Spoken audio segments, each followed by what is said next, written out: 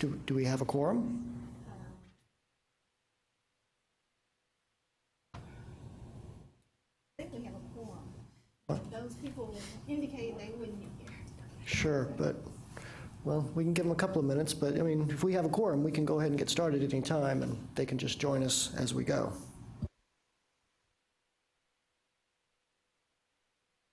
All right, well, we can call the meeting to order. I'd like to welcome everyone here. If you hadn't noticed, if you go out into the hallway, the restrooms are in the middle of the hallway down there. If you could put your lunch money in your envelope and put your name on there, that would be appreciated. The second item of business is consideration and approval of the minutes from the May 3rd meeting, and I'd like to give everyone a few minutes to read it since we just saw them this morning.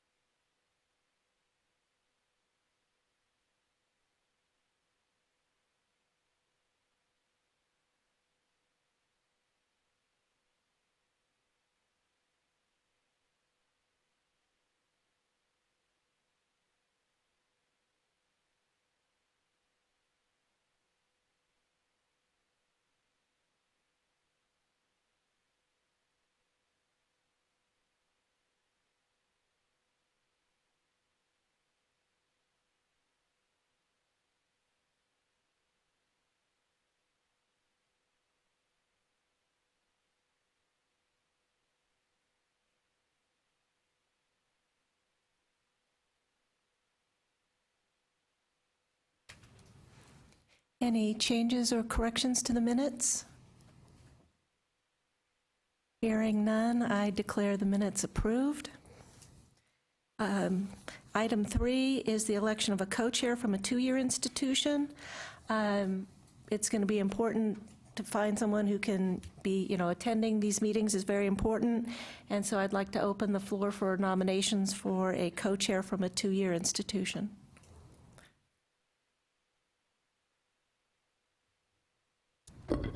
I'm going to put a plug in for someone, and that's Gary Don Harkey. He has the most tenure with the committee of everybody sitting here, and he is from a two-year institution.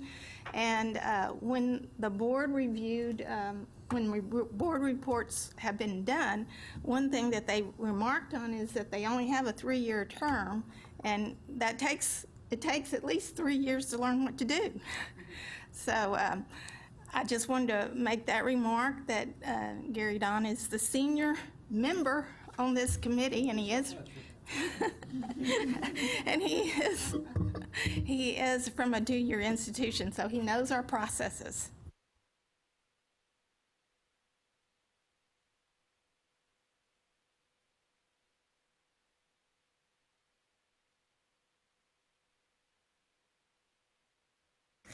Okay, Gary Don Harkey has been nominated as co-chair.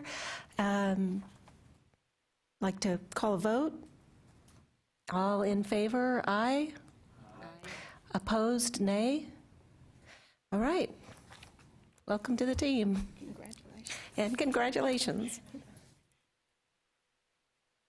So on to agenda item 4, discussion and consideration of a request to modify existing courses, Chem 1411, 1412, 1111, 1112.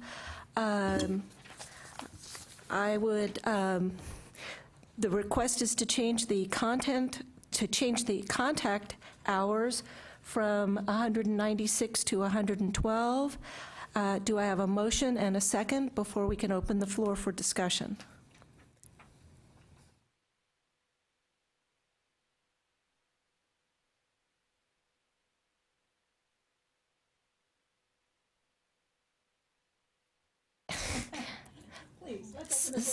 So moved, and is there a second? Second. All right, so we can open the floor for discussion. Keep track of my notes here. We have someone here, Cameron Neal. I'd like to recognize you to make some remarks about why we're... Yeah. Yes. Cameron, come on up to the speaker and punch the red button for the mic. Yeah, and then you can be heard. Good morning. Let me just say a little bit about the history behind this proposal. We're a relatively new community college district. We've only been teaching classes for about 30 years, and we have always taught chemistry this way. We believe chemistry has unique needs for the students besides the ordinary classroom and the lab experience. Chemistry also requires a lot of mathematical calculations, so students typically have also had a dry lab, what most people call a recitation section to go with that. What happened is when the tuning committee wrote the student learning outcomes, in their proposal, they listed the course as a 90, and I should point this out, and then thank you to Ms. Leslie for also including the institutions that teach lab as a separate course from lecture. But when we were talking about the combined course, the course was rewritten as a 96 contact hour course rather than a 112 contact hour course as we have been teaching it. I would love to give you data on what impact it makes to our students. Honestly, I don't have that because we have never taught it any other way. But anecdotally, I can tell you this contributes greatly to student success. And Dr. L.S. Malley, who actually was the author of the proposal, works with the Education Board of the American Chemical Society, and she can speak for them as saying they're enthusiastic supporters of this.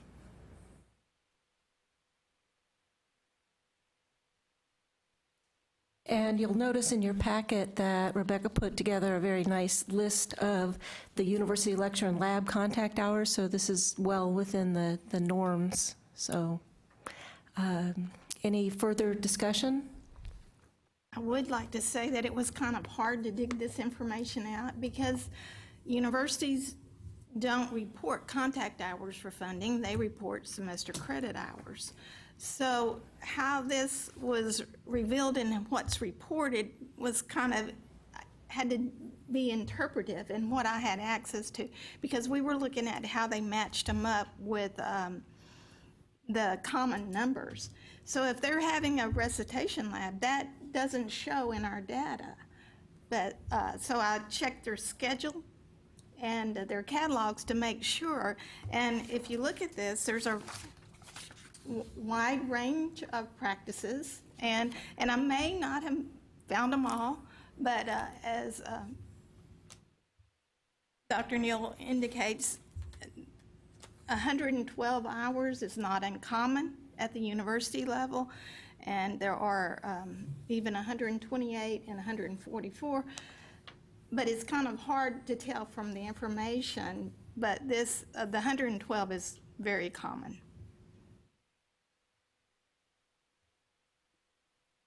Further discussion?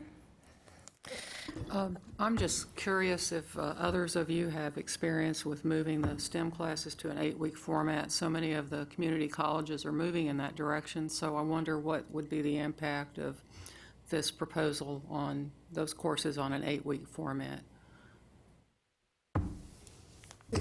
If I could address that, keep in mind that the decisions that we make, as reflected in the listings for the courses, provide a floor and a ceiling. So what Collin College is asking for is a raising of the ceiling. But that doesn't mean you have to teach this course at 112 contact hours. You can continue with your current practice, whether that's 80 or 96. And then you'd also have the option of 112. So this literally would not have to impact the way anyone is currently teaching the course. It would only allow a few additional hours for those institutions that want to provide their students with some more lab time.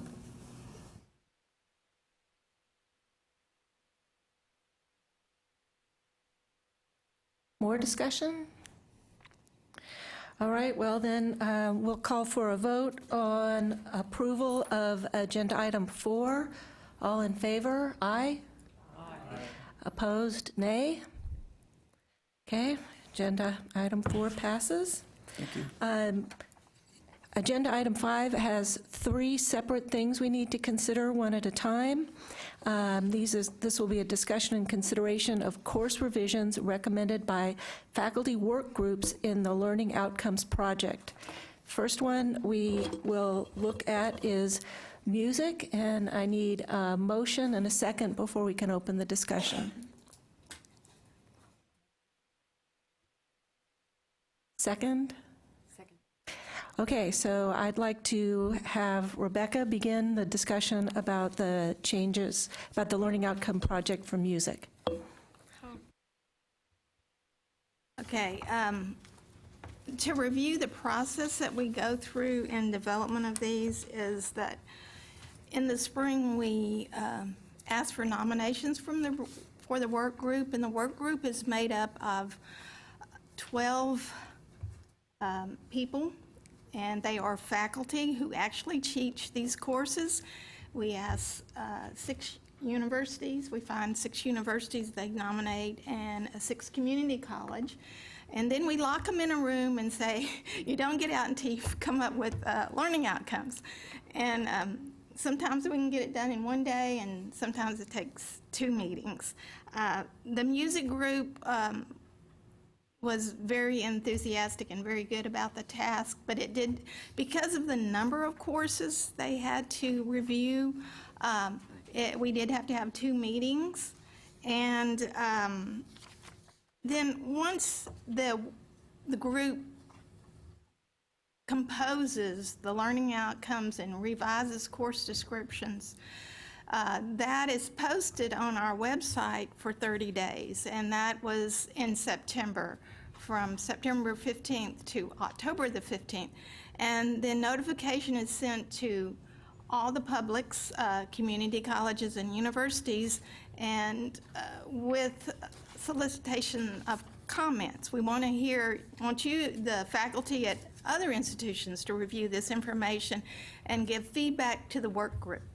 So after the 30-day period, the comments are compiled in a document, and those are presented to the work group. If the comments represent an improvement to the work that's already done, then by majority, the group can accept a comment and will make a change. If the comment doesn't really improve the original document, according to the work group, they vote on whether or not they think this is an improvement or not. And then we incorporate the changes as needed based upon the comments. Music received quite a few comments. I think about 11 institutions, mainly community colleges, commented, and but they would make multiple comments because there were multiple courses. And then the work group would review each comment for each course and say this is an improvement or not an improvement. Like I said, there were more, music received more comments than dance. Developmental ed received about as many as music. And then what is brought before this committee is the finished product. After they have considered the comments, the work group, either we incorporate them or they reject them, and this is what we have as the finished product. So this is a long process. It's well vetted, we hope. And we try to get everyone involved that has an interest in it, and I think that I appreciate the faculty that come forward to participate in this. Any more comments or discussion?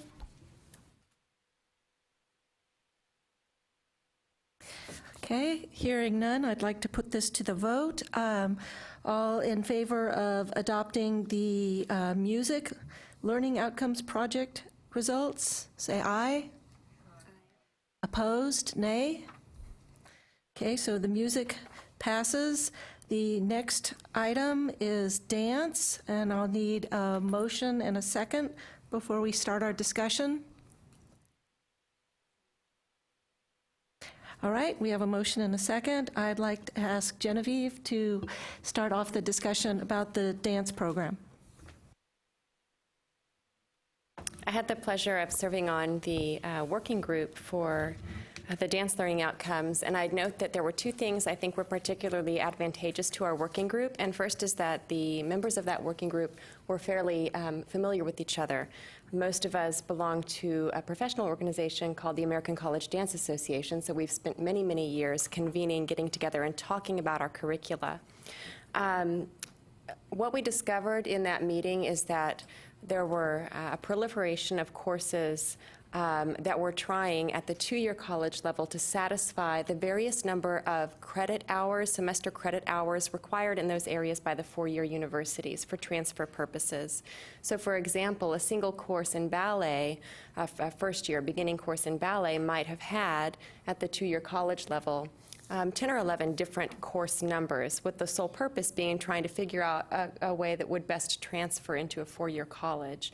So what we considered was that we could look from a 2- and 4-year perspective at what our Common Core was in the dance curricula. We were able to easily identify the courses that were most commonly required across all institutions, and then look at how we could narrow and streamline the many, many opportunities available to earn credit at the two-year colleges, so that we weren't so considered with the equivalent semester credit hour transfer, but we're looking more at content transfer. So that allowed us to go, instead of course by course, area by area. So for example, we started with ballet, and we looked at needing to develop a course number that would indicate a first-year experience in ballet at the two-year level and a second-year experience in ballet at the two-year level. That's really all we need. When those courses transfer into a four-year institution, if the equivalent course at the four-year has a different number of semester credit hours than the incoming course from the two-year, it's up to the four-year institution to accept or deny the credit and then say, well, you still need one more credit or two more credits in this particular area. And so we were able to really streamline the way that the courses at the two-year level were structured, and I think we implied a better equivalency relationship with our four-year institutions. So we did that with courses in ballet, dance, modern dance, jazz dance, choreography or composition, breaking that into improvisation and choreography, and then looking at some of our rehearsal or practicum and performance courses, talking about how our different institutions understand those terms, and then looking at core curriculum courses that are largely accepted across all institutions in the dance program. So it was, I felt, a very efficient, effective process that really gave voice to the content area rather than focusing on credit hour equivalency, and I thought it worked fairly well.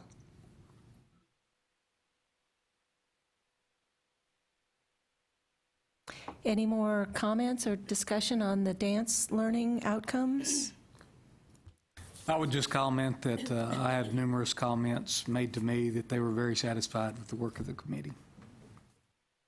I would say that a lot of they didn't get as many comments as music, very few, and some were just saying you did a good job, which is a great thing. And I think in terms of what we've seen when we're reviewing enrollments, this will make those courses stronger in enrollments. And instead of having 2 freshman courses, you have one, and depending upon the level of the student, they can repeat it. If they don't need to repeat that and they can move forward, that's an efficient way to move forward. But if they do need that extra course, they can repeat that course.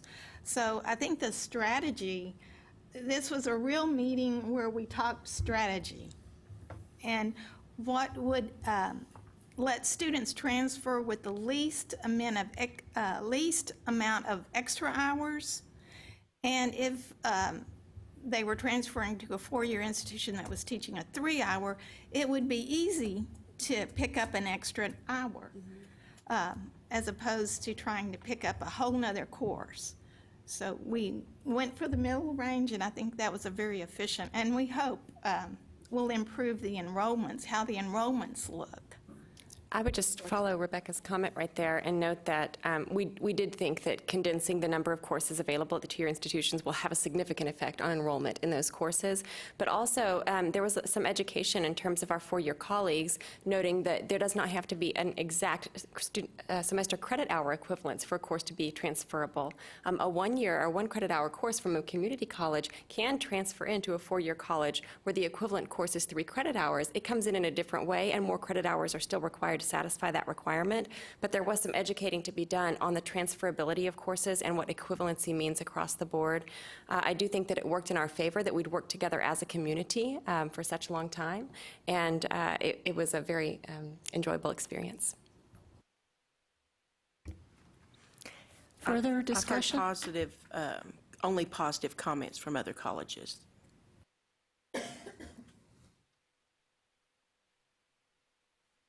All right, let's put agenda item 5B up for a vote. All in favor, aye.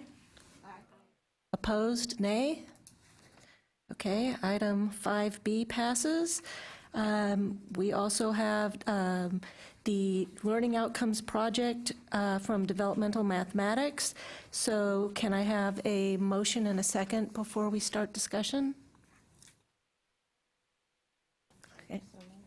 All right. I'd like to ask Dr. Vales if she could start the discussion.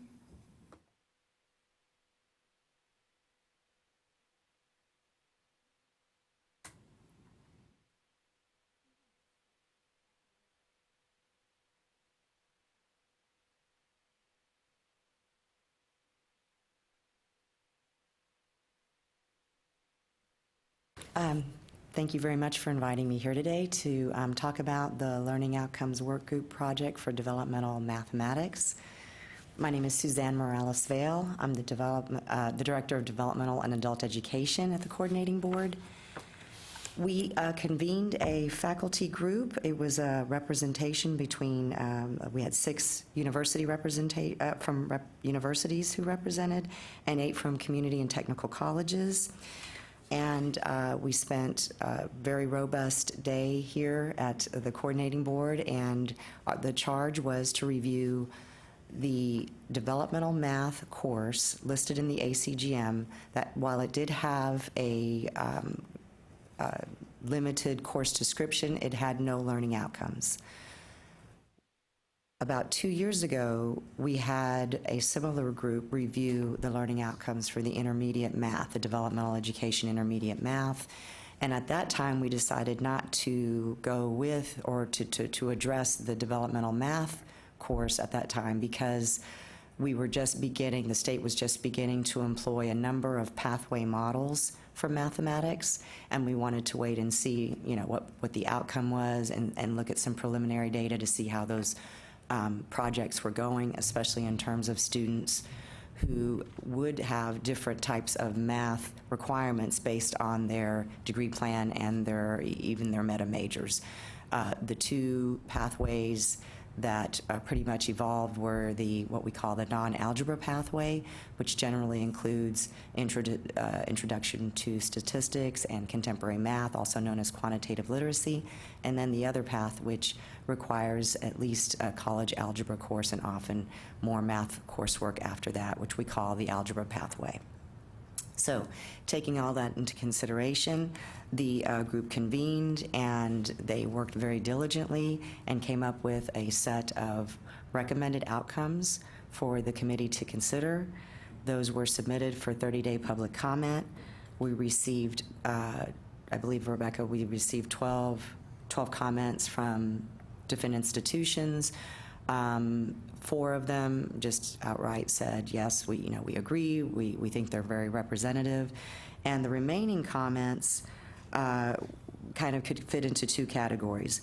One of them was that they were concerned about how to use those existing outcomes and how they would work with their various pathway models. As you know, with developmental education, the courses don't transfer, they don't count specifically towards a degree, and they vary greatly from institution to institution. So the committee took that into consideration, and these were the best outcomes that they thought were broad enough that could be used as a framework for institutions, with the institutions always having additional options, including the NCBO models that still exist, which adds an additional 96 contact hours for each student to really individualize or cater the particular courses and interventions that students would take based on their pathway. And then, of course, the other concern, we reduced the number of contact hours from 12. The recommendation was to move to 4, so that when we talk about the previous, when it was 12, that translated to as many as 4 standalone courses for a student, just for that particular one, not to mention the additional potential for a student having to also take intermediate algebra if they were going in that pathway. We had a number of considerations and concerns about that, and the biggest one was that students who are coming in and using federal financial aid, there are parameters and guidelines around what developmental ed coursework can be used if a student wants to use their federal financial aid, and that was that the skill level had to be at least at high school. So for those institutions who were concerned about students at much lower skills, we still have a number of options available. Institutions can partner with adult education and literacy programs, contextualized CTE programs. Accelerate Texas is a wonderful model. Many institutions are engaged in that. And also, of course, they can use the NCBO and the base NCBOs to supplement instruction so that students who are at the lower skills can be brought up. And I think that really reflects the main 2 concerns. Very good, thank you. Any more comments or discussion about this? Suzanne, I just have a question. Is that something that we need to somehow clarify more, that we're reducing this because you had 12 hours in this before, which meant that institutions may have a four courses in a sequence to cover the same content. And that was, from reading the comments, I kind of got that feeling that there was some confusion about that. Is that, and you're telling us that the group addressed this? Yes, and it was mostly because those 12 hours, which were in the ACGM, still are right now, they were placed at a time prior to adding the NCBO options. Since then, we've added regular NCBO, base NCBO, so we've added an additional, for each of those, 96 contact hours that provides institutions with a great amount of flexibility to address varying skill levels. So those NCBOs were not available at the time when we thought, 12 hours, 12 contact hours may be appropriate. But because with NCBOs being available and also much more robust collaborations with adult education and literacy programs, especially contextualized CTE programs that address basic skills, any level of basic skills for students who choose that route, those are much more robust now than they were in the past. And so considering the current context, we thought this was the best move forward. Another comment I'd like to make about this is that because institutions would create their own course number for developmental ed, there was hard to follow a student's progress. But by having just one course, I know that Texas Common Course Numbering System has looked at this before, but they may consider developing numbers for these specific courses now, as opposed to like 3 courses in covering the same content that we have very specific. So we discussed it a little. We did. And one thing, if I can just make a little advertisement here, I do want to let everyone know that we are in the middle of planning an Acceleration Institute for beginning of April, and we have identified institutions. One that specifically comes to mind is UT El Paso. They are doing wonderful work with their math program, where they are using NCBOs in a number of ways that really have been shown to show a lot of promise and a lot of success for their students, and they're having the greatest success rates. So we will be bringing experts from Texas institutions, both faculty and administrators, to give institutions professional development and training on how to employ various NCBOs in the best interest of students, and moving them through the entry coursework and getting them towards completions. When the state went to a standard placement for college readiness in math, you established a cut score for everybody through the TSIA. Now that everybody has to have a non-algebra pathway option, is the state looking at having a lower baseline score for non-algebra college readiness? That's Because that would make it easier on everybody moving around than to even know what sequence you're in this Dev Ed. If there was, are we leaning that way? Or? Well, it's an excellent question, but I do want to clarify that it's up to an institution whether they want to have a math pathways model. It's not a state requirement. Certainly, it is showing a promising way for many students to get through something that used to be a huge obstacle. And, we lost many students because of, the not having a pathway option. But that said, we are currently working with the College Board. They're conducting a validity study for the TSIA.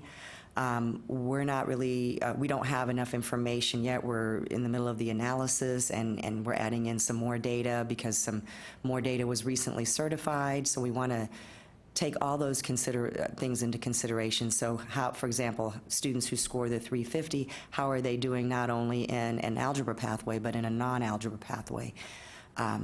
Now, that said, though, we also have the co-requisite models. So if if an institution has a non-algebra pathway, the student didn't meet the college readiness benchmark, the 350, they certainly have the option to go ahead and enroll that student in intro to statistics or contemporary math, but also require a co-enrollment of a developmental ed support or intervention. It could be, mandatory one time a week tutoring, or it could be as robust as for every hour they spend in the credit course, they spend an hour in a developmental support class to ensure the success of the students. So that could be another way to address the students, especially if your institution is really determined, a parameter of these students that might really function well in that setting.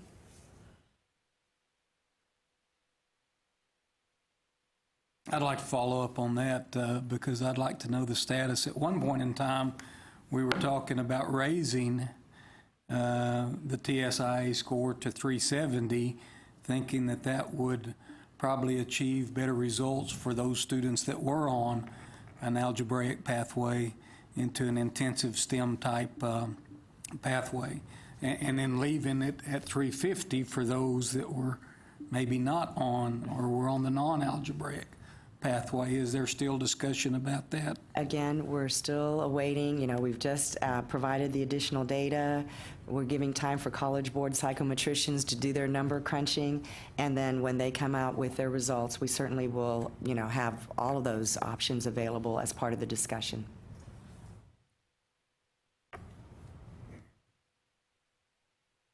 Further discussion? Well, let's put agenda item 5C up for a vote. All in favor of adopting the course revisions recommended by the faculty work groups of the Learning Outcome Project for Developmental Mathematics, say aye. Opposed, nay. Very good. That's 5C. So then we can move on to agenda item 6, which has to do with the discussion and consideration of recommendations from the faculty work groups of the Learning Outcomes Project, who were very busy, I guess, to schedule courses for deletion. And again, I'm going to need a motion and a second about music before we can start the discussion. All right, so we can start the discussion on the music deletions with Rebecca. Okay.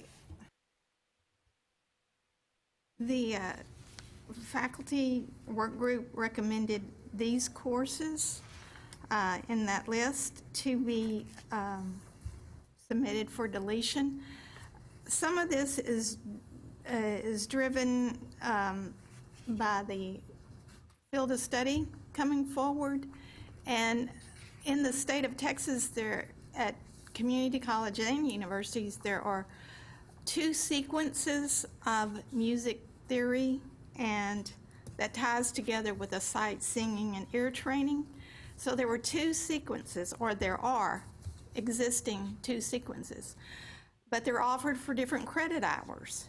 When you split courses apart, then you have to look at individual learning outcomes so that, you know, a 2-hour course is, what are you covering that's different than your 3-hour course? And so I asked them to take a look at that and develop the learning outcomes, and then consider just going to one sequence, because that would make an easier path for students to transfer among community colleges.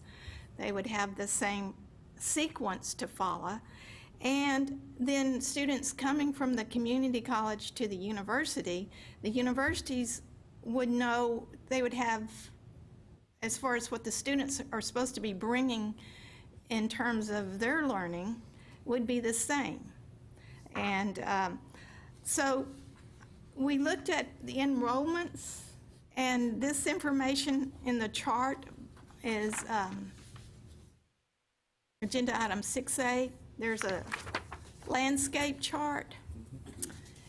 And halfway through, you can see the combinations that were currently, I looked at data from FY15.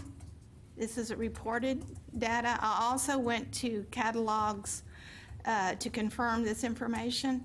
So there are 42 reporting entities, in that some community colleges and districts are reported separately, and sometimes they're reported as a single institution, but there are 42 reporting entities that use the 3-1.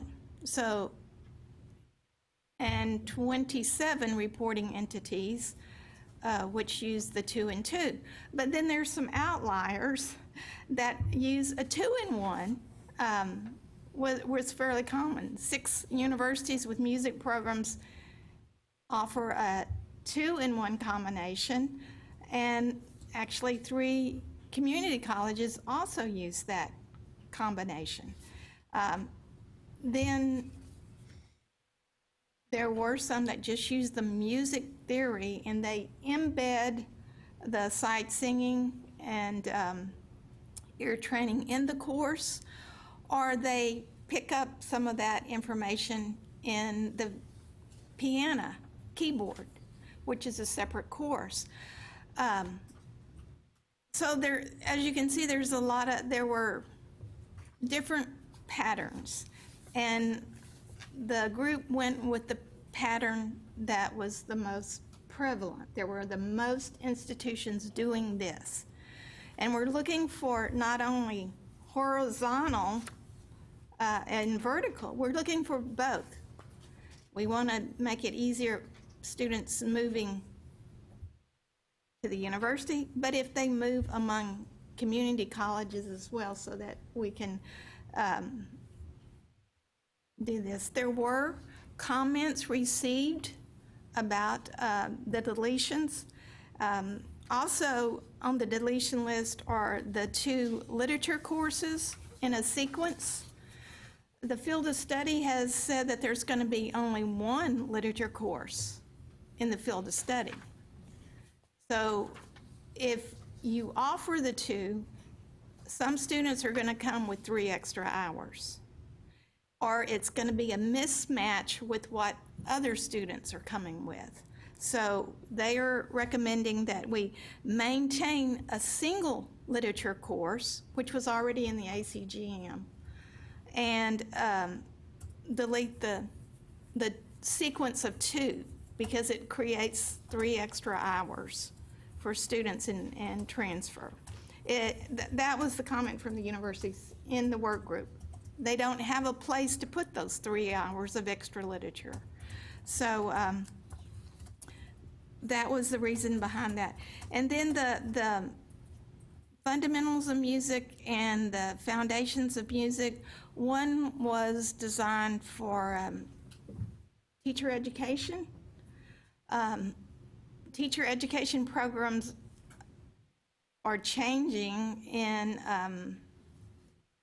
that makes it hard for that to fit in at the lower division because you have to have representation from theater and art. So a lot of universities are going to a combined course as opposed to 3 different courses in the fine arts.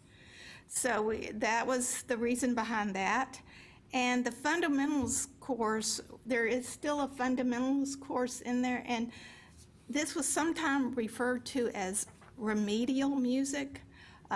So either your music majors who weren't ready to go into your regular theory sequence could be prepared, or someone with just an interest in music and didn't have that background, they could also take that fundamental. So we're not making it so that there would be 2 courses. There's just going to be one fundamentals course.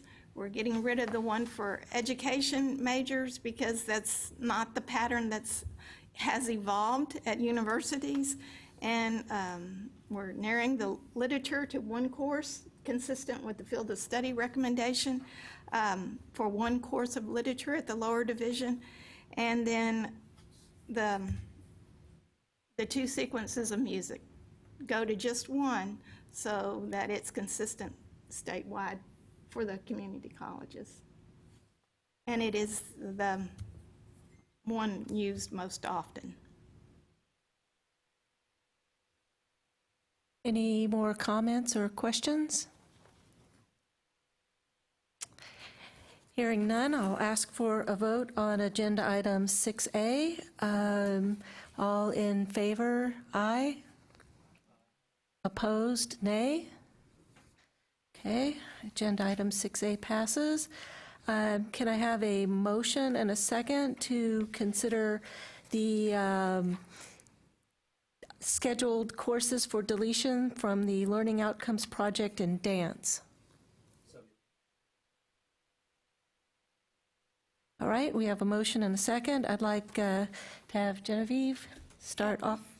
Before Genevieve, I wanted to make a comment. When these are recommended for deletion, we don't cut them off. They have a 2-year teach-out period.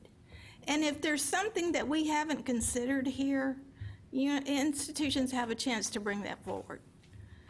So we're just scheduling at this point, and they'll have 2 years beyond August 31st of 2017 because we take a whole academic year and then 2 years beyond that.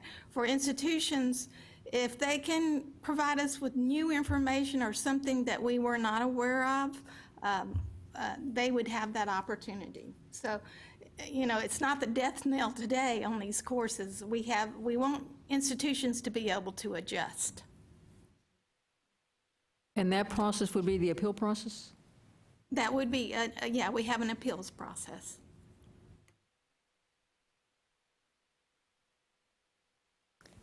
Well, as you can see from the list of recommended courses for deletion, the vast majority are courses in the ballet, modern, and jazz sequences that have lots of different course numbers and semester credit hours.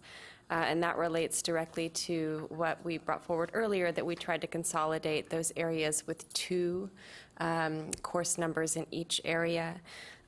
Something you'll also see on this list are what we discovered were electives that were not generally or uniformly transferable between all of the 2-year and 4-year institutions across the state.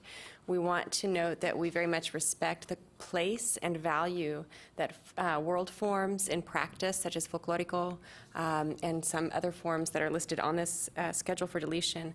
Those have a wonderful place in dance curricula.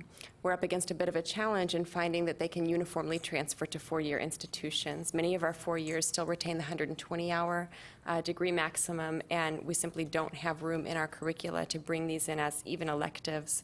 That's one of the reasons some of these are recommended for deletion, but I would be very interested to see in the process of the phase-out, if there is continued high enrollment in these courses, certainly dance programs would want to bring that forward to the ACGM for consideration. The ones that were previously scheduled, we put a moratorium so that the Learning Outcomes Group could work on this. So some were scheduled to, the funding was to stop this past year, but that moratorium moved forward. So we can still have a 2-year teach-out, or we could do a 1-year teach-out. I'm not sure which would be better in those cases, because they were already scheduled for deletion. We just held it up because we wanted to see what the work group would recommend. But either way, 2 years or 1. I would just jump in, and anyone else welcome to jump in with me, because this is quite a massive overhaul to the dance curriculum at the 2-year institution level. I would recommend a 2-year teach-out so that everyone has time to get acclimated to this, and that we have that time period. If any problems that are more unexpected in our discussions emerge, we have a window of time that's comfortable enough to consider how to respond to those. And also, we're pulling back some that were on that moratorium list. We're pulling them back. And that was noted in there, that we're removing the scheduled deletion of those. So we're pulling some back and we're putting others out to go with this new strategy. And so 2 years may be more reasonable to get people to align there. But also follow up to Genevieve's comment about some of those dance courses. The first year that we recorded deletions, a lot of those didn't have enrollments anyway. That was the problem for quite a few, is that they just, even at the community college, they just didn't have the enrollments. And we're hoping that this strategy makes it clear where your dance majors are. So just to clarify, if you decide to vote to affirm the deletion, we'd be looking at deletion in fall 2018. Does that sound right, Rebecca? 2 years from now? 2 years from August, It'd be 19? they will not be allowed to teach in 19. Okay. Starting fall of 19, they wouldn't be funded.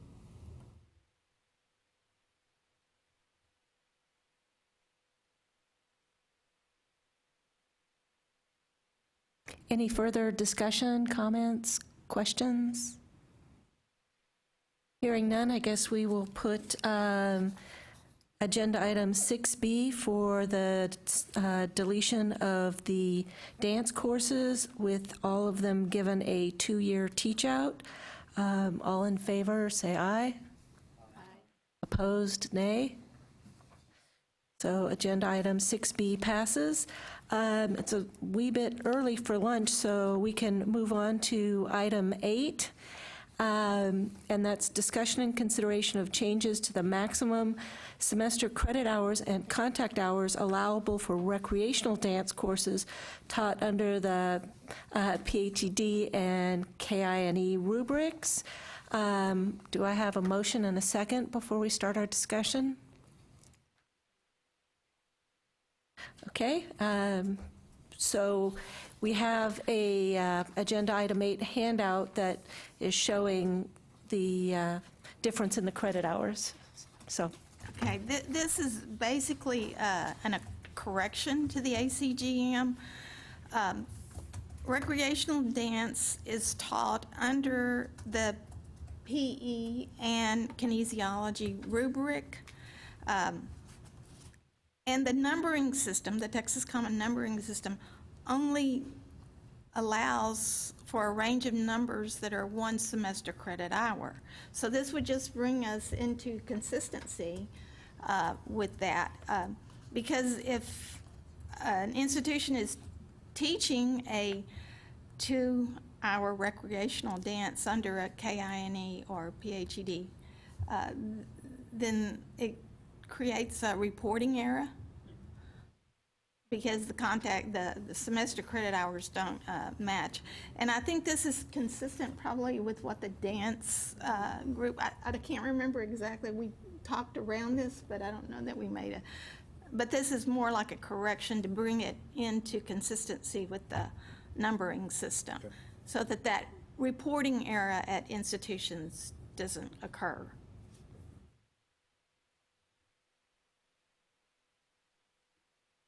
Further comments, questions, discussion on agenda item 8? Hearing none, let's go ahead and call the vote. So this would be a correction to the recreational dance courses. All in favor, say aye. Opposed, nay. Okay, agenda item 8 passes. Unfortunately for agenda items 9 and 10, we have speakers that are not available until after lunch, so I guess, Why don't we take a break, and I'll check on the, well, we can take a break for 15 minutes, let's say, check email and come back again in 15 minutes.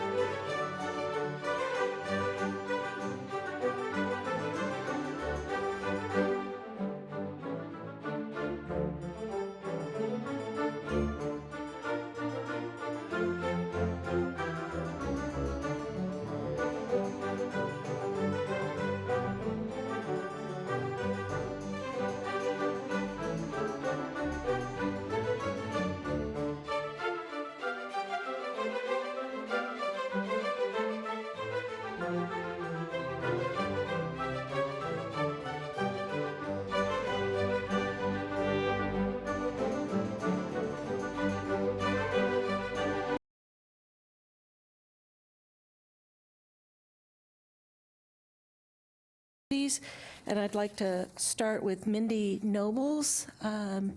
She has a presentation for us. Good morning, everybody. I'm going to give you an update on the Coordinating Board's Fields of Study initiative. It is paired with our Programs of Study initiative. I'll address that pairing just a little bit in a couple of minutes. You see here the legislation authorizing fields of study. It's from 1997. It requires the coordinating board to develop field of study curricula. The legislation was amended in 2015 to require periodic review of those fields of study curricula. Now, with that stated, I will tell you that in the early 2000s, we did develop 11 fields of study curricula with the use of, or with the advice of content experts from around the state that we pulled together in advisory committees.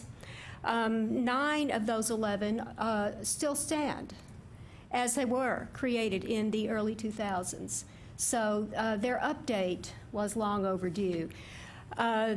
Legislation now requires it, but we had that initiative underway during last year prior to the legislation, and I'll update you on our progress in a minute.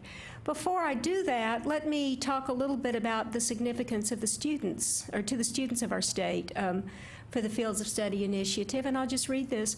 Upon acceptance into a baccalaureate degree program, a transfer student receives credit toward the degree for courses completed in a field of study curriculum.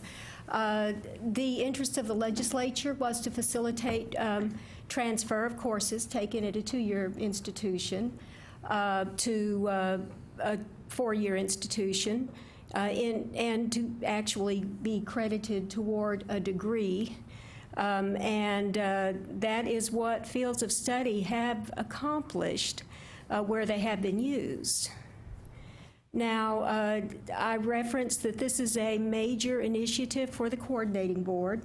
I will tell you that the Programs of Study initiative underway has yielded some results that, even though it's just getting started, has yielded some results, and I'm not going to talk about that today. I'll just tell you that we have paired Programs of Study, which provides linkage between 2-year institutions and secondary, with the Fields of Study initiative, which provides linkage pathways between 2 years and 4 years. Our progress to date has been slow, but it is significant. I'll show you in a minute what we have accomplished.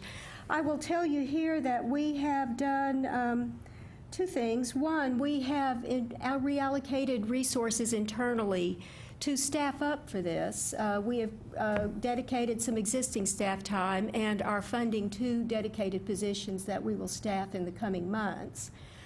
We are additionally seeking to expand our broadcast resources so that we can have these meetings in a way that complies with the Open Meetings Act and in a more frequent manner. Right now, these are our facilities, and boardroom time is limited, so we want to be able to have more meetings so that we can get more of the work done.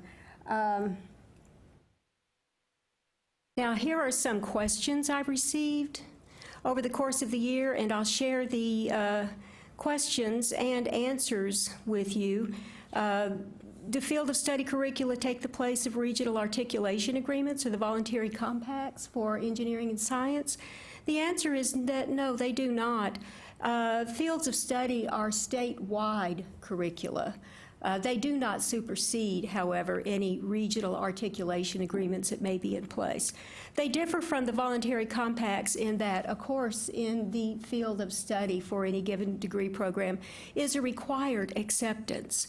Voluntary compacts allow those participating institutions to opt out of accepting specific courses if those courses are not in a department's curriculum. 2 years ask if the curricula determine what courses an academic program can teach. And the answer is no. That's a local decision. If they're in the ACGM, a 2-year college program can teach those courses, whether they are in an FOS curriculum or not. Now, here you see a little chart of our progress to date.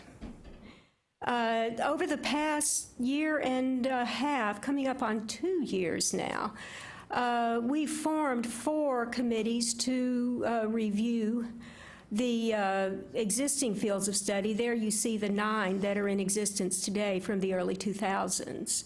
We have rules on the books and are in planning stages for forming committees to review the remaining fields of study curricula. We have 1 field of study updated and approved. That is Mexican American Studies. We have 2 more having been recommended by the committee with approval pending by the full coordinating board at a subsequent meeting. I believe they're out for public comment right now, if I'm correct. And we have new fields of study curricula underway for architecture and performing arts. We have formed the architecture committee, and it has met and approved updates, or rather approved a new field of study for architecture. Approval is pending public comment, the outcome of that, and a subsequent meeting of the coordinating board. Performing arts drama, we have rules pending before the board at its January 17 meeting.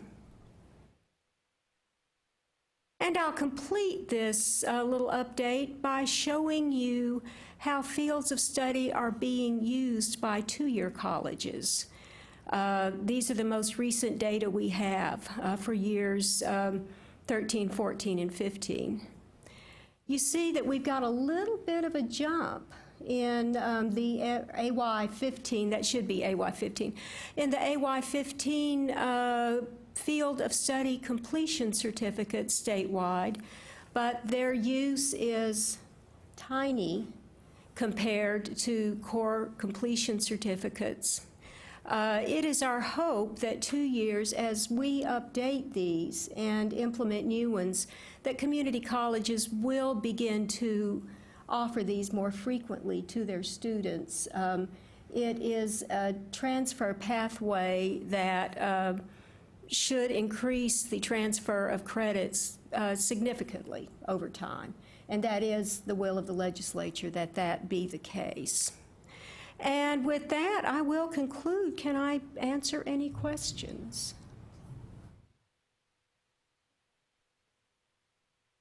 I will.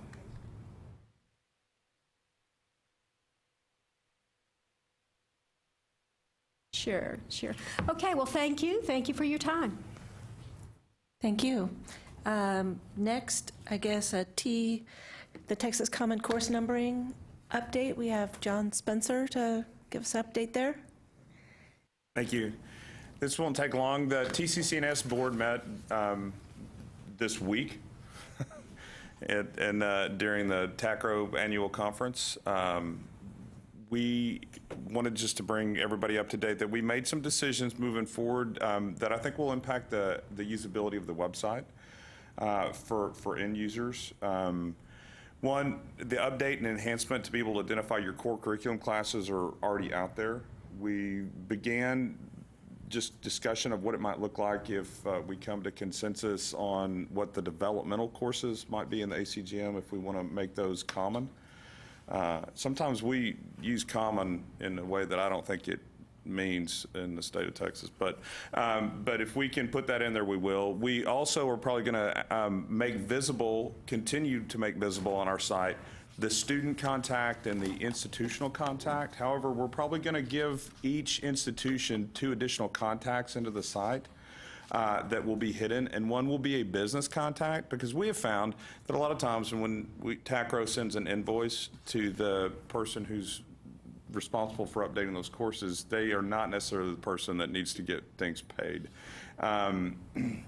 And so we're hoping to have a business contact that'll be hidden, and then an additional person other than the institutional contact who might be the actual person to go in and maintain that institution's course inventory. Because often that institutional contact is a decision maker, and the person who's really doing the updating is a doer and a worker, and they're not always the same. And so we want to have some edit access to the person that might actually be, cast to do that. So we're not having somebody else use somebody else's login or that kind of stuff. But we have we had a pretty good instance of people getting in and getting their courses up to date. We realized there was a significant portion of schools that had not done things when we rolled over the new academic year. But we got together with that group and we played a little shenanigans with the academic years and set everything back in time and gave everybody a weekend to get up to date. But we're catching up with most of those. But I think this year we have the majority of schools with their inventories out there rolling. And so those are a few of the enhancements that we want to do. We also want to allow TCCNS to email directly out of some of those member things, because right now that's a little convoluted. You create a big contact list out of those things. So we're at the point now where it's up and running, and we're looking for enhancements. So if any of your members, and we will put this out to the entire membership of the TCCNS users from institutions too, we're welcoming suggestions now for enhancements for that field, even in how you can download your own inventory, and I think in some easier ways to export. But that's all I have to say for us. John, when are institutions supposed to update that? Do you have a schedule? We strive. Yes, thank you, Rebecca. Last year we had the matrix updated on the TCCNS side at the end of March, because we have to wait until the final ACGM comes out before we do anything. And we got that done, and then we sent out notices and instructions to institutions that the matrix was updated. Here's what you need to do. Please go get your things done. We realized this year that we need to probably be a little more involved in encouraging people to make sure you've done this. Don't forget about this, and we need a few more general reminders. But we really want to have that done by August. So that we can close out an academic year and roll out the new one. I would prefer it sooner. And it might have been our fault, because last year we sent that announcement out on April 1st, and in hindsight, that probably wasn't a good idea, because I don't think. But we try to hit a window of at least within a week or two of when we get the final ACGM out. We will have that matrix updated and available for people to go and update their next year. And I realize some schools are still waiting on their CNIs to be finalized and curriculum changes, but at least what is in the ACGM will be out there for people to work on. So. And that's somewhat consistent with when universities have to do their reporting of their inventory to the coordinating board. So if they could kind of put that together. Right. We have a lot of academic officers on this committee, and so that's important for them to be aware of these timelines. All right, thanks. We have one more speaker for item 9, but he's not available yet, right? Yeah, James might have some. Do you have dates? Yeah, there's a couple of things that I'd like to mention. First of all, for all of you that use various coordinating board applications, like you log in to work on your institution's core curriculum, for example. For those of you at the four-year institutions, maybe you might be involved in graduate program review. I wanted to let you know that if you have any problems with access, it's because the agency is right now, this week, involved in moving to a new verification system. So you used to log in with a CBID. Some of you have CBIDs. Well, we're now moving to a system called CB Pass, which is, I don't understand the nuts and bolts of it, but it's just basically a different verification system. So ideally, this would be seamless, and you would not need to get a new password or user ID, because everything that was in CBID is supposed to translate over.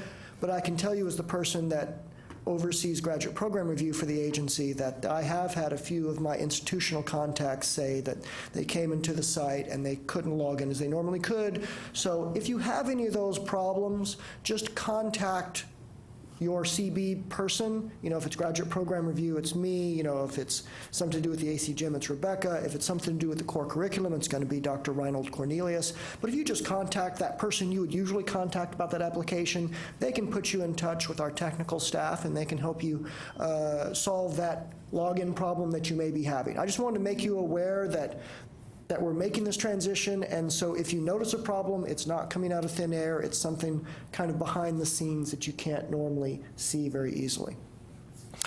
I'd also like to mention kind of what we've got coming for the next year. At this point, I think we do plan to do another round of learning outcomes, although, of course, we haven't picked that yet. But I'd just like to remind you that we pick courses and disciplines for learning outcomes based largely upon usage.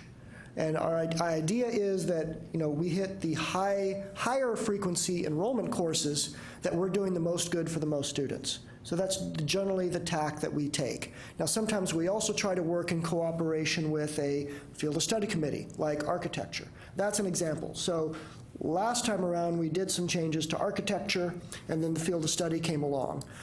So given the groups that are working now, we may try to coordinate or collaborate with some of the field of study groups, because that also seems to work out pretty well.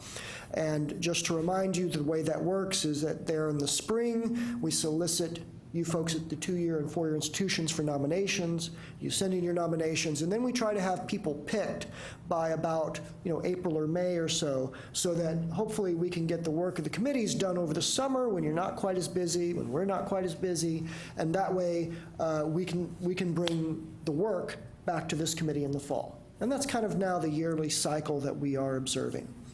I'd also like to remind you that coming up this next spring, this new year, is going to be a legislative session, and that for some of you, that's a busy time. That's certainly a very busy time for us.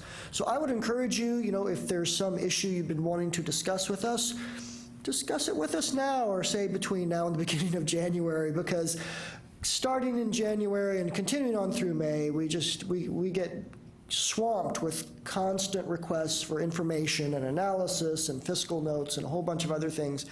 And so we will, of course, still help you, but our response time may be increased, sometimes considerably, and I would just ask you to be patient with us, for we are all but servants to the legislature, are we not? Okay, I think that's about all the updates that I had. Speaking of the learning outcomes, I'm looking through this list, and this will come up later in that we'll usually do our annual review, but we're closing in on getting learning outcomes and updates on most of the courses. With most of the ones that are left are for non-majors in a lot of cases, or if there are, I think will also be influenced by the field of study. I think there's going to come forward some requests for new courses. I know the architecture was looking at some sophomore level design courses, so that will need to be, the learning outcomes in the course for those will need to be done as well. I believe nursing is considering not including the registered nursing courses which have been on our list as, we wouldn't do anything with those, but we may have an option to do something with those within the next few years, based upon the recommendations and how that one moves forward. But I think our progress in getting learning outcomes in the ACGM has been pretty good, but it may be strategically hard to get faculty groups together to go back and review some, like English was one of the first ones done, but we didn't do all the courses in the discipline. And that's the case for several of these. So it may be that we have to call back some disciplines that have already been looked at to pick up the straggling courses that maybe didn't have the stronger enrollments.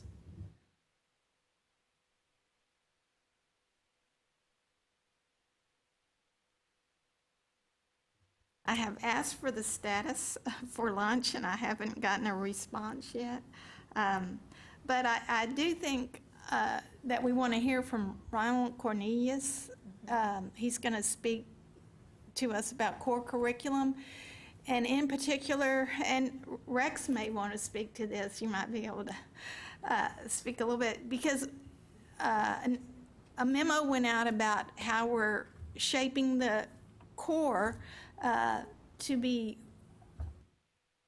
taking some applied courses or skills courses out. And there's been a lot of interest in why, and that does impact the ACGM, because an ACGM course is the identifier that, of course, community colleges use, but also universities have to indicate if they have an equivalent to the ACGM TCCNS course. So Ronald's going to come speak to us about that, but he's not available right now. So just take a lunch break, long one.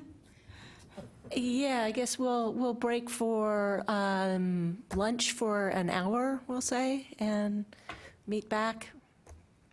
That clock's not right. I will say that we have accomplished everything that required a quorum, which I try to pack the agenda up front so that if people have to leave early, that you can do that. So there are no more voting items to be. This will mainly be an informational session.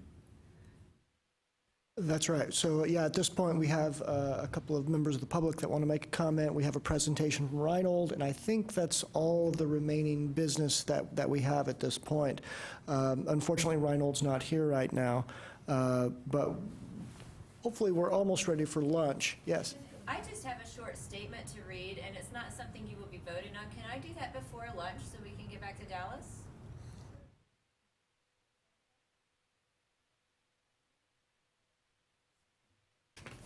That's under, Future. the discussion item, agenda item 10. And for public testimony, I guess we have 3 minutes that you're allowed to speak, and since it's not an agenda item, there will not be any discussion or any voting. So you can begin when you're ready.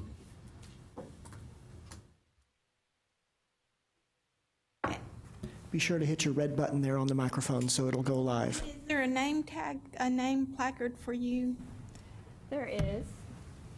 I tried to get name placards prepared for anyone who notified me that they wanted to speak to the committee. So, Thank you. My name is Jen Rose, and I appreciate you allowing me time to speak at this meeting.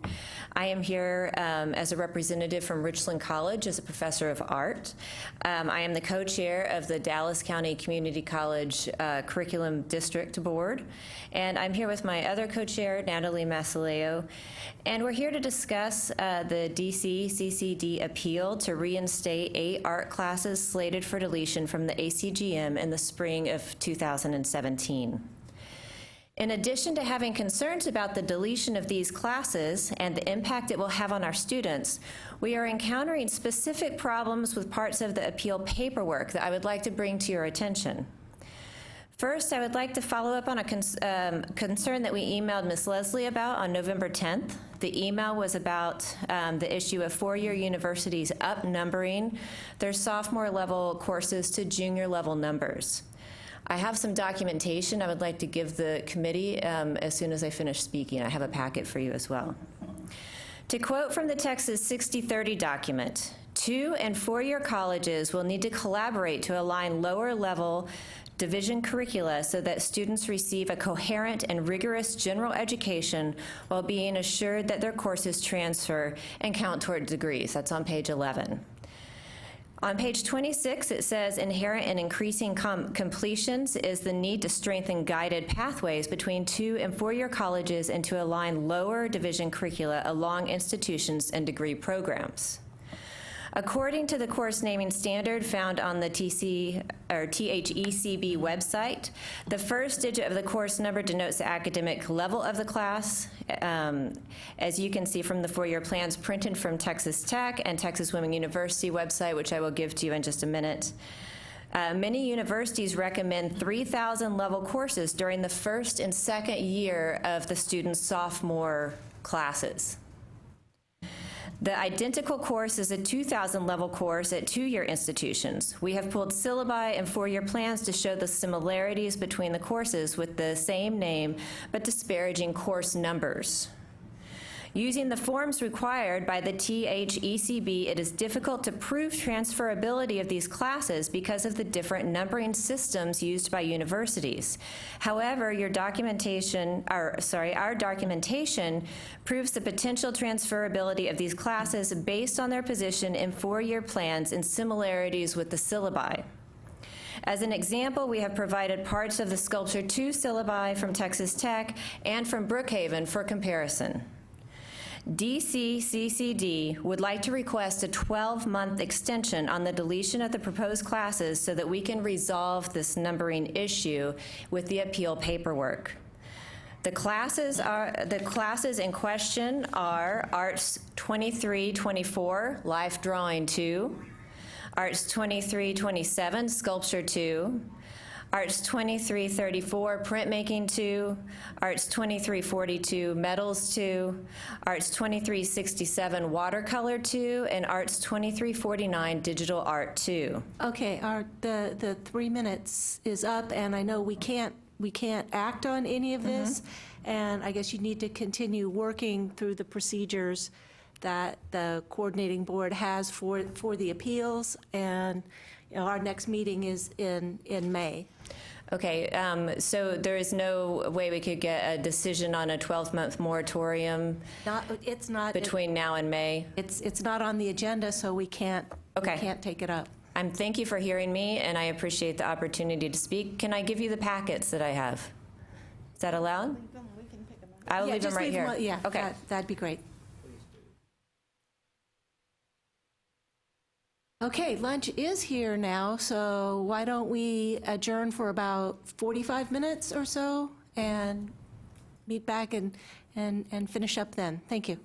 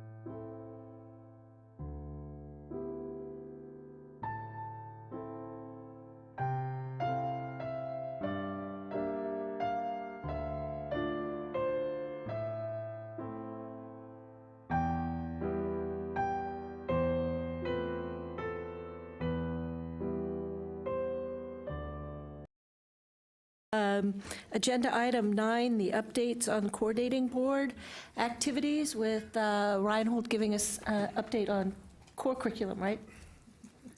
Yes, good afternoon. My name is Reinhold Cornelius. I'm Assistant Director with Academic Quality and Workforce, and one of the things I'm charged to work with is the Texas Core Curriculum, or TCC. The Texas Core Curriculum contains 42 semester credit hours of mainly lower division courses, and the purpose of those courses is to lay the foundation for all future learning for the student. And the courses are divided up into 8 component area options and 8 foundational component areas and 1 component area option. On the slide you have the list. It starts with communication, math, life physical sciences, etc. Each of these foundation component areas has a specific definition for what kind of course what the course should address being in that FCA. In the component area option, it's a little bit different. There are 2 blocks in there. We call it option A and option B. In option A, it's basically like other foundation component areas. Each course has to be specified with which foundational component area it is aligned, and all the definitions hold, just as in the FCA. And the option B block, that FCA is not specified, even though each course in there also has to adhere to one of the foundational component areas. But institutions are more free how to deal with core objectives. So what are core objectives? There are 6 of them, and each one has a description, and they're critical thinking, communication, empirical and quantitative skills, teamwork, social responsibility, and personal responsibility. And each course, well, I go to that with another visual. So first here is the table of the foundational component areas, all 8 of them, and the 9th is the component area option. The number of hours required for each varies between 3 and 6 to sum up to 42. And each foundation component area has a transcript code. So if a student takes a course at an institution which is a core curriculum course at that institution, then his or her transcript will be coded with that number. And if that student goes on to another institution, transfers, then that course or those courses that are core curriculum courses have to also be accepted at the receiving institution, because it is the Texas core curriculum. The idea is that the core curriculum will help the transfer of students.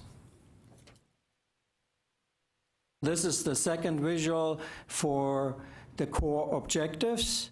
There are 6 columns, 1 for each of those objectives, and you see that they vary between the foundational component areas, although each course in the core curriculum has to address critical thinking and communications core objective. And option B of the CAO, that has also been true, but the institution is free to choose any other 3rd or 4th core objective it wants to incorporate into a course.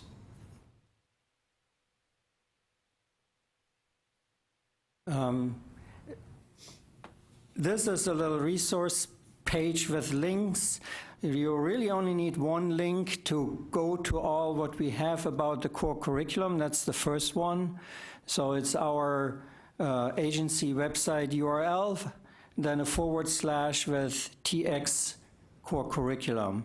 And that leads you to a page where all the other links and more are listed. There's also an application guide, which is a little PDF that talks about things related core. Another important link is the Web Center. That is the place where you can go and find listings of all core curriculum courses for each institution by year. And if you work with the core curriculum, you will need to use the submission portal to make changes to your institution's core curriculum. We also have links of the ACGM and the TCCNS, and that shows you that the ACGM is really important for the work on the core. And I get into that in a little bit. First, the application guide. I mentioned the PDF. It addresses various topics, starting with purpose and history and how the core is maintained, how courses should be transferred between institutions, and how we make changes over time. There's also a frequently asked question appendix. And so this document we created last November, and we foresee that we'll make updates to that as the year goes by now with things we learned newly or things which came up and are of interest to people working with the core. This is a screenshot of the Web Center, so that may be interesting to you if you want to see what of the ACGM courses are used at institutions for the core curriculum. You can find this here by institution, by year, and if you want to compare institutions, you would have to click on the spreadsheet Excel file and make that, pull it twice or 3 times and make that comparison yourself on your own table. Here's a screenshot of the output from the Web Center, and so over the years we have done little improvements on the transparency, but what I want to show is here that the courses are all listed by rubric and number. That is how we keep track of them. The title is listed, semester credit hours, the transcript and code, but also the TCCNS equivalency. So this would be how it looks for a 4-year institution, because a 2-year institution would have the ACGM number under rubric and course number. But 4-year institutions must declare a certain amount of courses as equivalent to the ACGM, and that's what they do and we display here. So it is what the institution input, it's, that is shown here.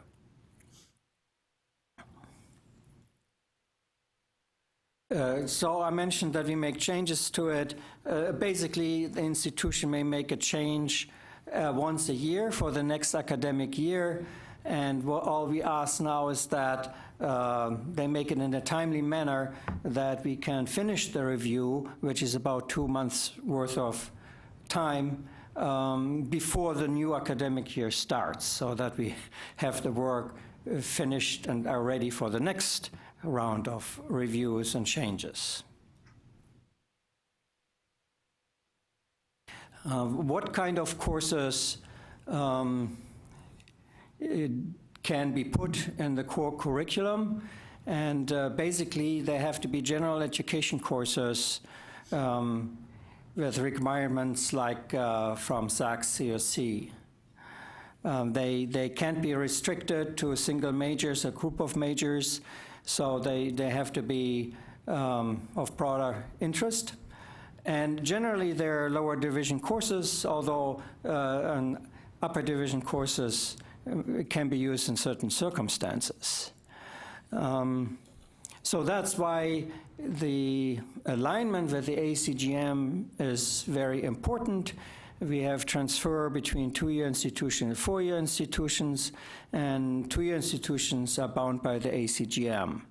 That being said, the listing in the ACGM is not the factor by which a course is approved or not approved for the core curriculum.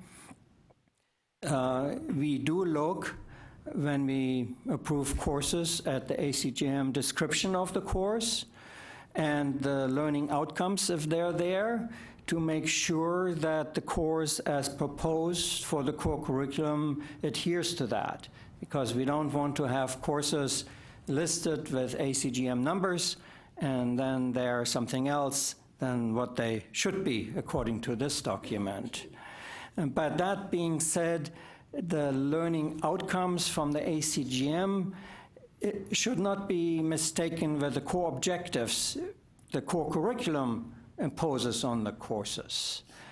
Because the learning outcomes are topics which have to be addressed in this particular course. The core objectives are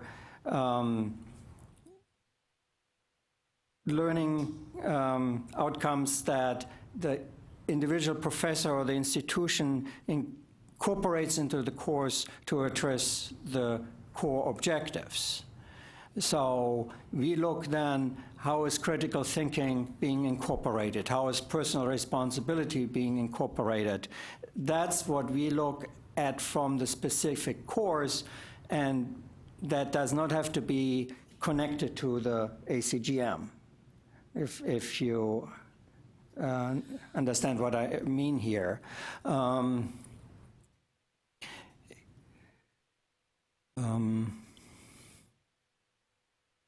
That is the main point I want to make here. The third bullet on the slide is that the core courses, another purpose of is that they should, as I mentioned before, facilitate transfer of students between institutions, and so policies around it are made so that credits are can be maximized, and we avoid duplication of effort for students going from one institution to another. That was my little overview. If you have any questions regarding the core, if you need to work with it, or if you have colleagues who do, my name is at the top, and Melinda Valdez, she's a colleague of mine. She also works with me on the core curriculum. Thank you. Thank you. Any questions or comments or concerns? So on behalf of Genevieve Durham de Cesaro, Texas Tech's representative, she had to scoot out and catch a flight, but she wanted to ask you, do students transferring in hours in the component area option enjoy the same guarantee of transferability and substitution as in any other component area? In other words, given that the component area option is often the course options there may be unique or unusual to that institution. If a student's coming in, should they still get credit for any courses that they've completed in the component area option, just like they would for any other? Yes, we see that institutions work with the component area option in a way that they address institutional requirements, catalog requirements. So they may do that by limiting the number of courses or the course combinations, because you have to come up to 6 semester credit hours, by the courses they put in to the component area option. And if you're a native student starting that, you then are basically, if you will, forced into the institutional requirement. If you come in as a transfer student and you already have your hours completed in the component area option, then that institution, the receiving institution, cannot make you take additional courses through the core curriculum. They could do that through other catalog means and program means, But that's a different issue. The credit for the core should be given. Thank you.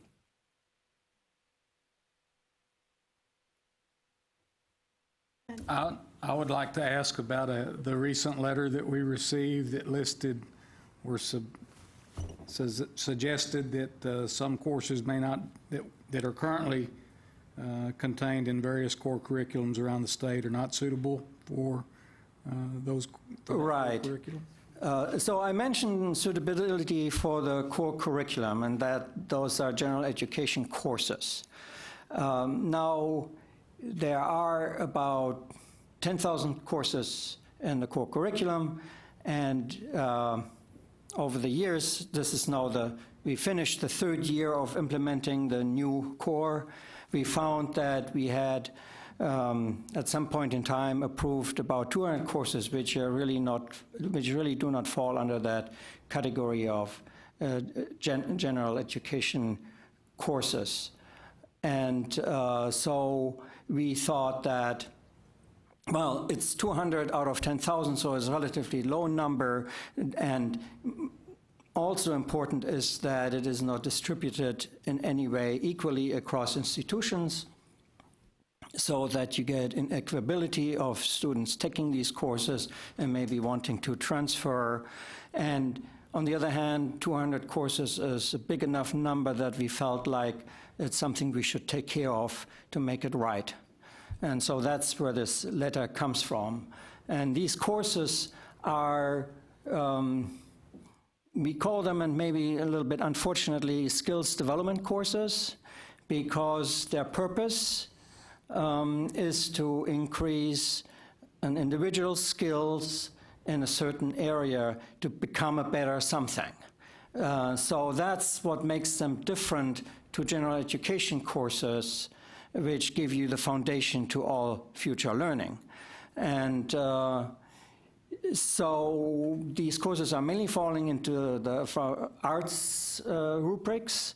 It's courses of drawing and playing the violin, but also the introductory language courses are part of that, where students learn the rudimentary skill of grasping a different language. And so we said that the introductory language courses are really focusing on the individual skill. Intermediate language courses already, we can assume, and if the curriculum is built like that, that a student has enough knowledge to start looking into aspects of culture and diversity and the other topics which are part of the definition of the foundational component areas. So we have a list of those. We looked through the Web Center, and we have a list of those courses, and we went to our other advisory committee, the Undergraduate Education Advisory Committee, and they agreed that we should work on taking out these courses, but they asked us to give institutions 2 years' time, because there may be some work involved to get it done. And we agreed with that, especially since this committee also has a 2-year phase-out period, so it's aligned with that spirit. And for those courses, and I understand the general education aspect of it, but in a component area option, in a CAO, that still holds true in terms of... Yes, because it's really have to be following the foundation component areas in the CAO. In option A, they're really quite the same. In option B, the institution has the freedom to play around with the core objectives. But the course still has to be aligned with an FCA. And I know there's been a lot of concern about foreign language in particular, because of the need for individuals who have competence in a global context. And the first step in is the first step in. Actually, if you think of math as a language, I'm not sure you would have it would be easy to differentiate how an early math course was more of a gen ed course than an early language course. Both of them require you to move your thinking in new directions and expand your thinking in different arenas. And that's a piece of what gen ed is about, is gathering for yourself modes of thinking that allow you a breadth of an approach to what you're considering. And we think of math as doing that. We think of the other foundation component areas of doing that. I'm not sure that beginning language is all that much different in terms of it's asking people to move their heads into a new arena of discovery. But the arena you're talking about is language, philosophy, and culture. And so really what a course should put the arena up of ideas, values, and beliefs. That is what is new. In math, it's empirical and quantitative skills and how to handle logic and how to handle relationships and those kind of things. In language, philosophy, and culture, the student should start to be looking at the connections between ideas and cultures.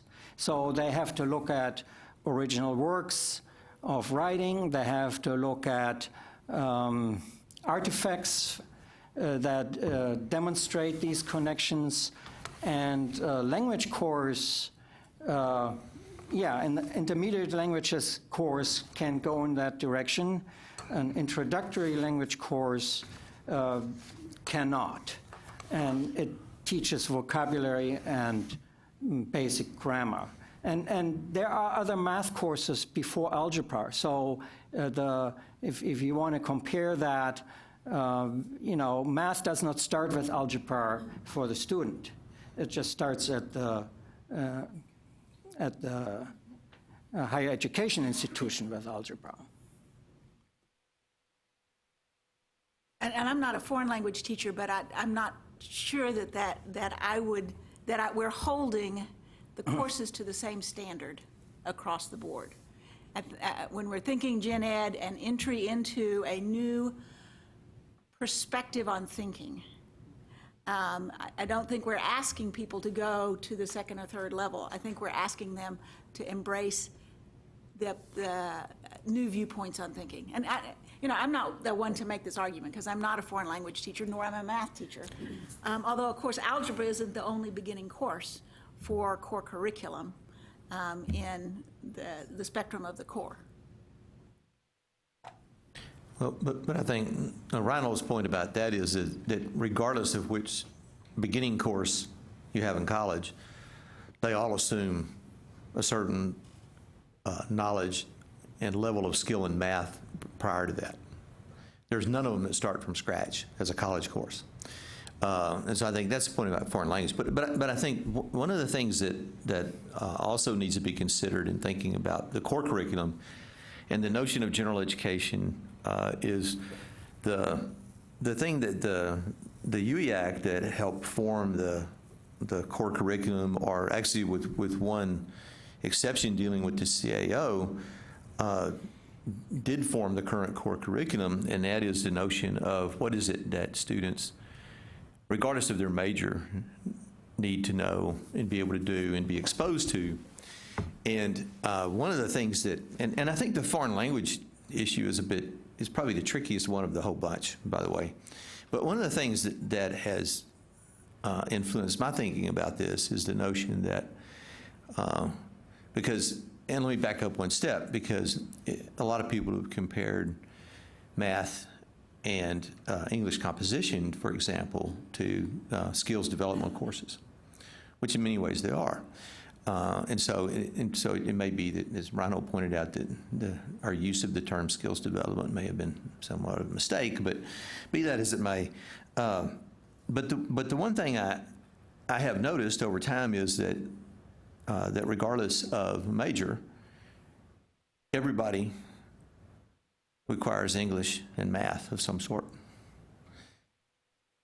there are a lot of majors that do not require a foreign language.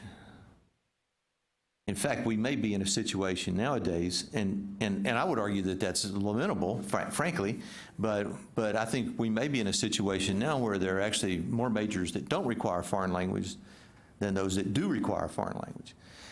And so, so I think there's two things we need to be cognizant of, or one thing to be cognizant of, and then one thing to be and a couple of things to be cautious about, and that is part of the idea behind a general education in itself, and in essence in a core curriculum, is in addition to things like the transferability and applicability of these courses, but also the sense of what are those things that every student ought to be at least exposed to in some way. As a college student, as the well-rounded citizen notion and that kind of thing, in the course of their career in college, regardless of what their major is. And that's why we sometimes think that, even engineers and chemists ought to take a humanities course, because they too ought to be exposed to something outside of their major. And why humanities majors also probably ought to take a natural science course or two, because they too need to be exposed to something outside of their major. So I think that's a part of it. And again, my own thinking about the foreign language issue, particularly the introductory courses, is that while every degree plan does have English and math in it, and many of them have more than 3 hours of that in them, regardless of major, not everybody, and maybe the majority, don't require a foreign language. Now, maybe they should. But again, that's one of the cautions about the use of the core curriculum, and that is that we sometimes fall into the trap, and I've almost fallen into this trap myself in my former lives as a faculty member and a department chair and a dean and vice president, and that is in using the core curriculum to kind of shoehorn all your university requirements into. So, but if your university, if your institution really thinks that it's important, there are ways to require it that lie outside of the core curriculum. And then the other is the use of the core curriculum to make sure that your department stays alive. And nobody likes to talk about these kind of things publicly, but the reality is there. And so, and I would just caution that if the core curriculum itself is supposed to serve as a general education for students regardless of their major, then we need to be cautious about using it for other means.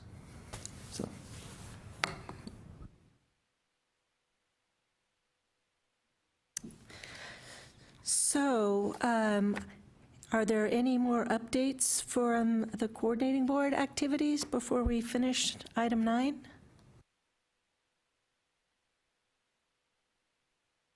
Have we ever considered the foreign languages under communication instead of language and culture?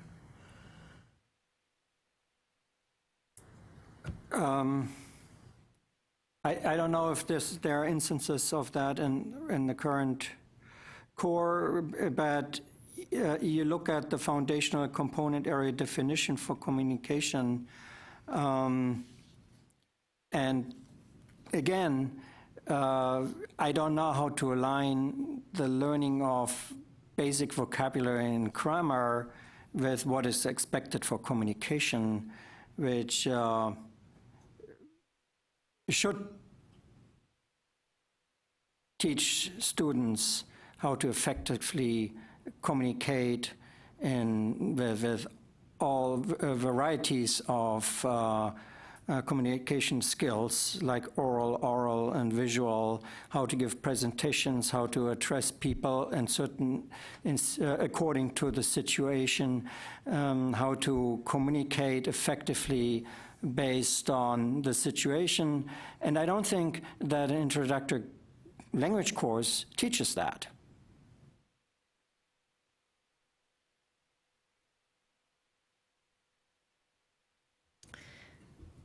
In this regard, as a reviewer of core curriculum, I'm probably there's several of us who are given this responsibility, and we're kind of the front line, and then it goes up through the approval process. So we kind of look at it, have the first chance to review what is submitted, and then we move it on up to the other individuals, and Reinald is the one that kind of directs our activities, and Rex is the one that finally signs off on anything that goes out from our division. But one of the concerns that I've had in terms of these kind of courses being put into core is that the courses in the ACGM have topics and they have learning outcomes, and they're very, pretty specific for the most part. That this is what the bulk of this course is supposed to be. You can add a little bit to it if you need to for local needs, if you need to add another learning outcome, that's okay. But this is the minimum, and this is the focus of that course. When you kind of manipulate that and put in a lot of different learning outcomes, then you have to say, well, is it really going to fit what's in the ACGM? And if this is a preparatory for a major, or is in the major, by, adding more to it, or you neglecting something else that's associated with the course in the ACGM. So that's one thing I consider. I think it's important that we preserve the integrity of the ACGM, and that if that's a course that's supposed to be in a major and the focus is to prepare you for a major, adding some words in your syllabus or topics that change the nature of the course, that actually change the nature of the course and move it away from the ACGM, that can be problematic. So, and we have experienced that, where, they add so much to it, it almost loses its identity as associated with the common numbering system and the ACGM. I just thought of that as Dr. Peoples was talking for the first time. I hadn't thought of that.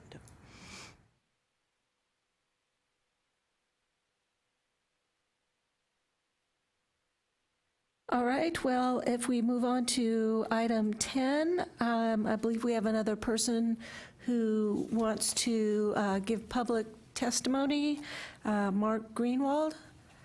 When you get started, I'll start the 3-minute timer. And just again, a reminder to the committee that this is not an agenda item, so there can't be any action or any discussion.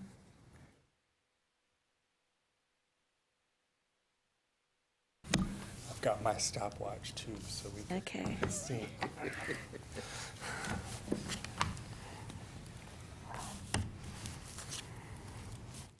Ready?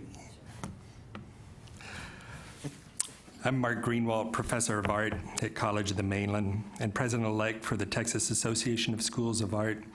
And with me today is Rebecca Dietz, Professor of Art from Alamo College. TASA members request that the advisory board consider an upcoming core-related proposal from institutions incorporating a hands-on lab component to arts appreciation content, similar to the manipulation skills required in science courses, where appreciation content must outweigh skills development. Such a course would require interpretation and evaluation of works of art within formal, cultural, and historical contexts, consistent with the Texas Core Curriculum Application Guide. In particular, institutional members propose revising the course description for Arts 1325, Painting and Drawing for Non-Majors, to be redefined as an appreciation course with an attached lab studio component, or create a new course consistent with the goals of the TCC, which includes a lab-based experiential learning combined with broad appreciation content. Certainly, educators must continuously consider the relevance of the arts to a 21st century Texas core curriculum. How to instill creative behaviors, how to give our students the tools to imagine the future, how to teach them principles of design and organizational problem solving, how to enable their abilities to communicate visually, how to competitively attach aesthetics to data, how to consider a variety of perspectives, how to efficiently model inspiring designs, how to map visual reality, how to prototype and iterate prolifically, how to reorganize systems, how to think inventively in response to constant changes in technology, and how to capitalize on unpredictable workforce opportunities. According to the executive summary from the employer's perspective on basic knowledge and applied skills of new entrants to the 21st century U.S. workforce, creativity and innovation is projected to increase in importance for future workforce entrants, according to more than 70% of employer respondents. Currently, however, more than half of employer respondents reported new workforce entrants with a high school diploma to be deficient in this skill set, and relatively few consider 2-year and 4-year college-related entrants to be excellent. And according to the American Association of Colleges and Universities, creative thinking in higher education can only be expressed productively within a particular domain. The student must have a strong foundation in the strategies and skills of the domain in order to make connections and synthesize. Thus, in a competitive world increasingly dominated by visually mediated content, TASA members believe such an expanded appreciation course would provide inexperienced general education students a motivating and rigorous balance between practice, theory, and cultural competency, along with Go ahead and finish. Let him go ahead and finish your sentence. Along with writing and oral communication, visualization skills would provide student-generated exemplars in order to close the loop and facilitate our ability to authentically assess the required core objectives of visual communication and creative thinking. I got more, but... Well, that's all the time, so thank you. And again, to be on we have another meeting in May, and if you follow all the protocols, we can see about bringing it up at our next meeting. May I email this to you all? Yeah, do you have some? Sure. Do you have something you can leave? I have a couple copies. Yes. All right, so speaking about our next meeting, that's going to be May 3rd, so we can all just block that date out. That's when we will at least be reviewing courses for deletion.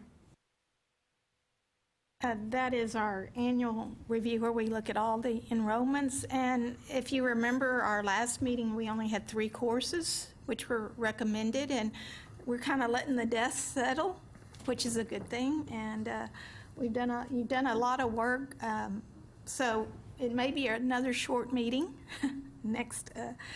I have gotten inquiries about appeals.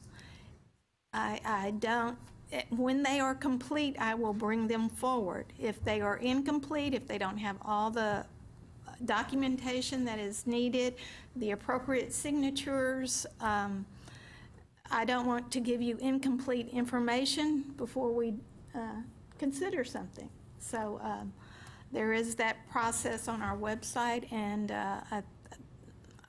like I said, there have been inquiries. I don't have any complete appeals to bring forward. That's why there weren't any on the agenda, but that process is in place, and we hope it works successfully for anthropology, and we hope it will help us inform what we do here. All right, well, is there a motion to adjourn? Oh, actually, under discussion of future work. Okay, very good.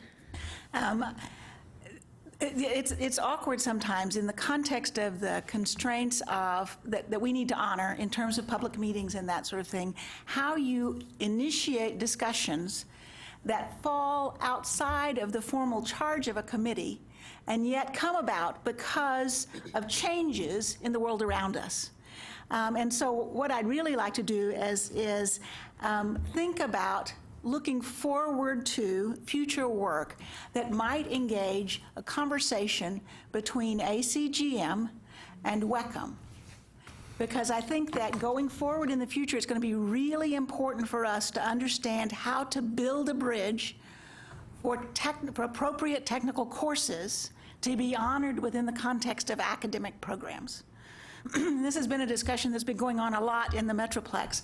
But the truth is, as we have high schools who very legitimately and for great, I think, motivation are opening up CTE programs in high school so that students have an automatic way into a productive career very quickly, we don't want those students to face in their future a glass ceiling because the credits they earned in high school were technical as opposed to academic.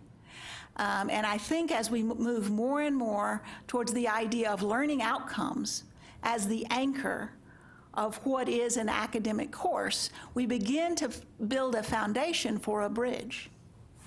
And so that if an appropriately credentialed faculty member judges the learning outcomes as appropriate to an academic credit at a certain level, that's what the ACE credit program does and others, you build a vehicle whereby institutions can accept technical credits not based on who taught the course, but on the validation of learning outcomes by appropriately credentialed individuals. And I'm just thinking that this is, I don't have answers for this at this point in time, but I really think as students go into these CTE high school programs, we want for them a broadened future, not a constrained future. And I think the work between ACGM and WECM might open the doorways for appropriate WECM courses to be credentialed as appropriate for academic credit, if we bring the right faculty into the discussion. I hope that makes some sense to the people around the table. But I'm really afraid that what we may be doing in an effort to further the lives of individuals is actually only giving them a halfway bridge into the future we would like to see for them.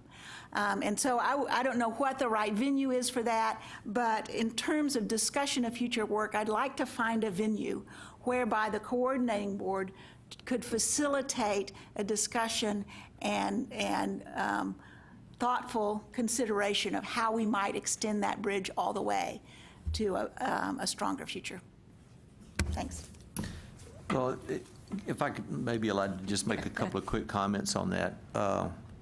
You know, there are already courses that are cross-listed between ACGM and WECM, so the idea itself is not unheard of. We are in the process of transitioning the way WECM operates, so to speak. And so, and that transition will be completed, well, it really won't be completed for a couple of years, but we'll have a WECM committee that will be functioning much the same way that the ACGM committee functions, probably, certainly by this time next year, and I get by next fall. So hopefully, and so it might be that you know, we've had joint meetings between UEAC and LTAC and so forth, and so at some point a joint meeting between ACGM and WECM may be called for to start to sort out some of those issues and look at some of that. So, and like I said, there are already some disciplines already cross-listed, so it's not an unheard of thing. So there's some precedent for doing this already where it's warranted, and of course, any institution on its own can do that now. If you have the faculty to do it. But you have to have the processes and the infrastructure and everything else in place to do it, and that makes it very difficult. And so so we can look at ways to try to help facilitate that, sure. Thank you. Oh, but then I'll have to have some staff too, so. So any other discussion about future work, ideas, looking ahead? Then I'll ask again, is there a motion for an adjournment? All right, if you want a second, you can rise to second it.